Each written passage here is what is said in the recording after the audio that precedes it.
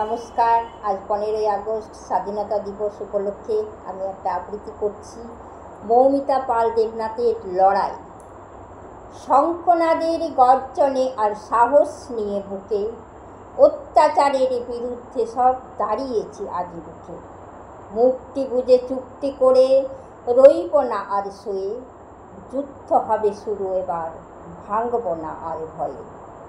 থাকব না আর সরস্বতী লক্ষ্মী হয়ে খালি, প্রয়োজনে হবই এবারে দুর্গা কিংবা কালী।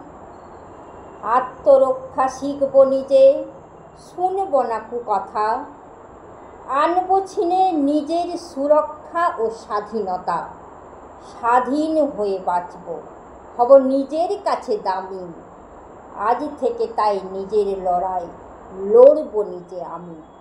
নমস্কার। আমার এই আবৃত্তিটি যদি ভালো লেগে থাকে তাহলে অবশ্যই সাবস্ক্রাইব করবেন, লাইক করবেন, শেয়ার করবেন।